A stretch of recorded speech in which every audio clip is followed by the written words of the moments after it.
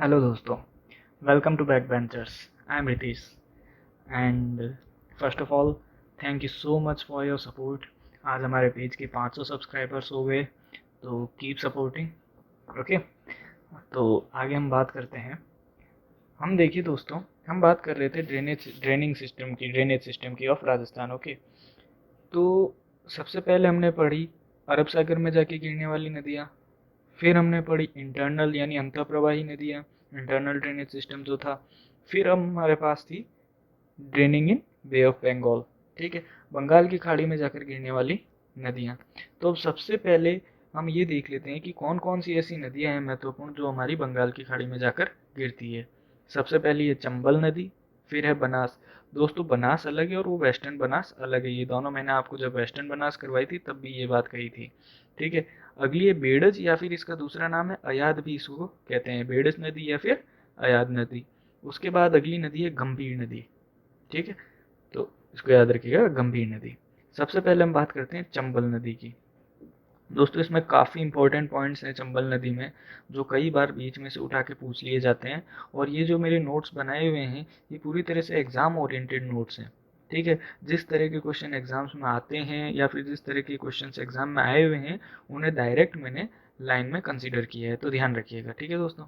इसकी जो उत्पत्ति है यानी इसका ओरिजिन जो है, इसका जो उद्गम जो है वो होता है जलापाव हिल्स, जो कि कहाँ पर है, विंध्याचल पर्वतमाला, मध्य प्रदेश। विंध्याचल पर्वतमाला जो है वो हम जब इंडियन ज्योग्राफी पढ़ेंगे तब हम इसको कवर करेंगे। अभी याद रखिएगा विंध्याचल पर्वतमाला लगभग एमपी में पड़ती है और उसमें जो जलापाव हिल है वहाँ से चंबल नदी का उद्गम होता है। अब अगर हम बात करें इसका कॉन्फ्लुएंस यानी ये जाकर मिलती कहाँ पर है, तो ये यमुना में मिलती है।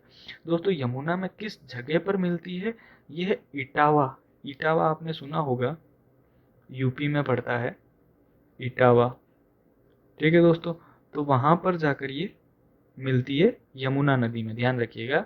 चंबल नदी जो है वो यमुना नदी में जाके मिलती है और चंबल नदी यमुना नदी की सहायक नदी भी बन जाती है, ठीक है दोस्तों, याद रखिएगा। आगे हम बात करते हैं इसकी कैचमेंट एरिया की। तो इसका जो कैचमेंट एरिया वो चित्तौड़गढ़, बेसिकली चित्तौड़गढ़ में 84 गढ़, ठीक है, चित्तौड़गढ़, कोटा और बूंदी और डांग रीजन। डांग रीजन मैंने आपको पहले भी बताया, करौली, धौलपुर और सवाई माधोपुर को सम्मिलित रूप से डांग रीजन कहते हैं। ओके दोस्तों, आगे हम बात करते हैं इसकी ट्रिब्यूटरीज की। ट्रिब्यूटरीज यानी इसकी सहायक नदियों की।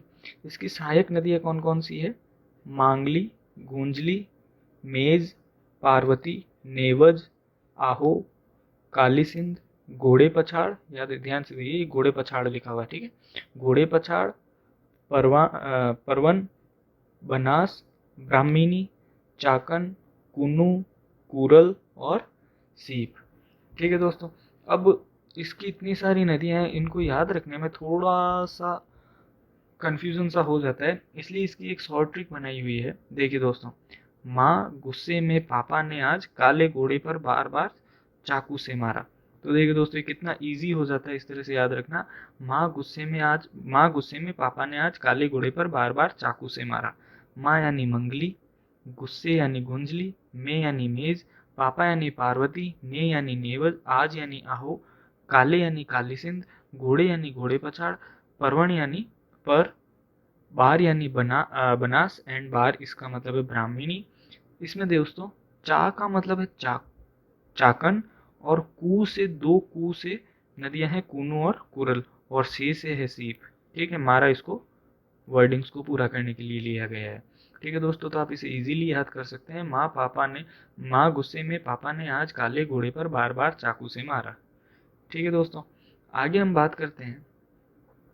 तो देखो दोस्तों, कॉन्फ्लुएंस ऑफ आहो एंड काली सिंध, जहाँ पर आहो और काली सिंध का मिलान होता है या फिर जहाँ पर आहो और काली सिंध दोनों नदियाँ आपस में आके मिलती है। आहो और काली सिंध क्या है, इसकी सहायक नदियाँ, ठीक है। जहाँ पर आहो और काली सिंध जाकर मिलती है उस जगह को कहते हैं सामेला, और वो कहाँ पड़ता है, झालावाड़ में।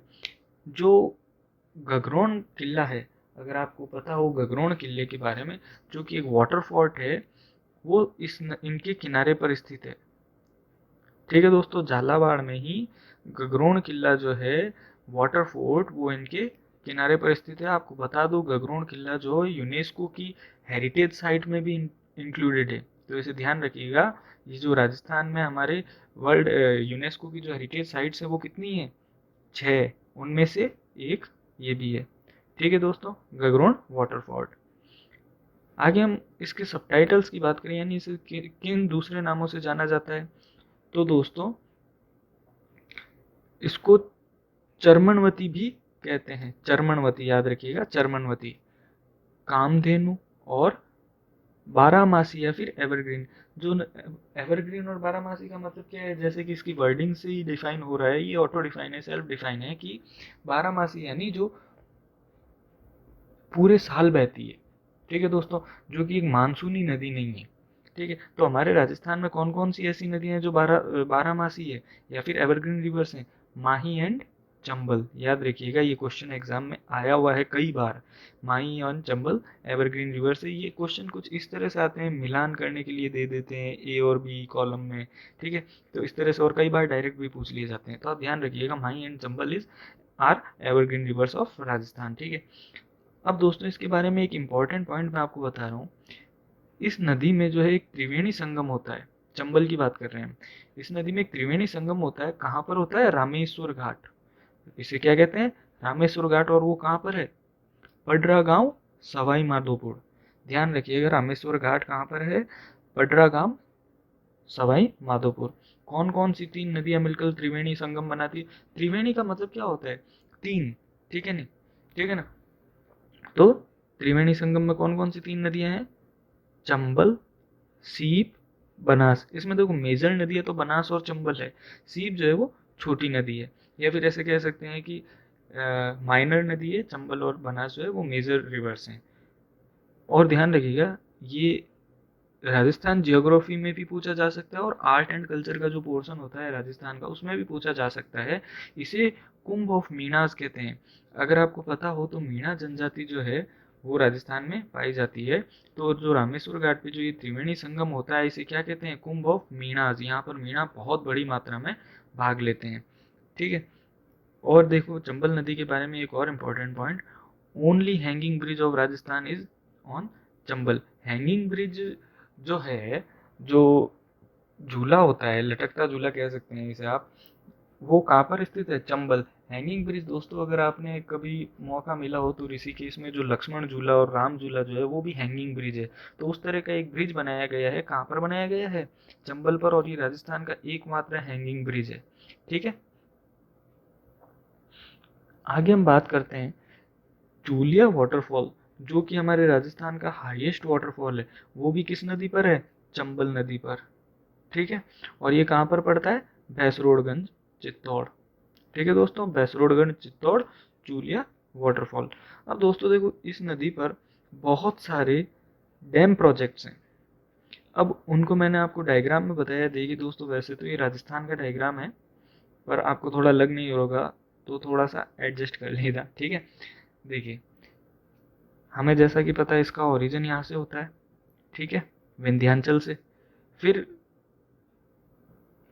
एक्सक्यूज मी, उसके बाद ये है कॉन्फ्रेंस कहाँ होता है इसका, यमुना में। ठीक है दोस्तों, तो यहाँ पर जो है मध्य प्रदेश में इस पर एक बांध बनाया गया है जिसका नाम क्या है, गांधी सागर, जो कहाँ पड़ता है, एमपी यानी मध्य प्रदेश में। और कहाँ पर पड़ता है ये, मंदसौर में।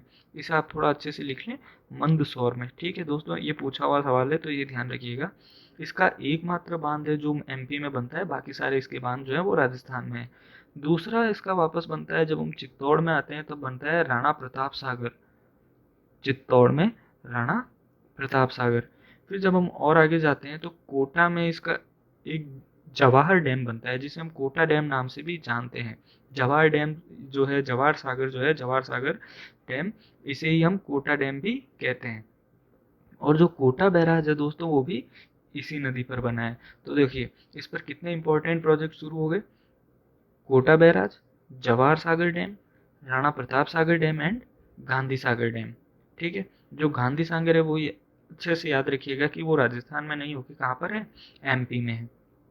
देखिए, इसमें जो गांधी सागर, राणा सागर और राणा प्रताप सागर और जवाहर सागर जो हैं, वो किसके लिए है, हाइड्रो इलेक्ट्रिसिटी प्रोवाइड करवाते हैं।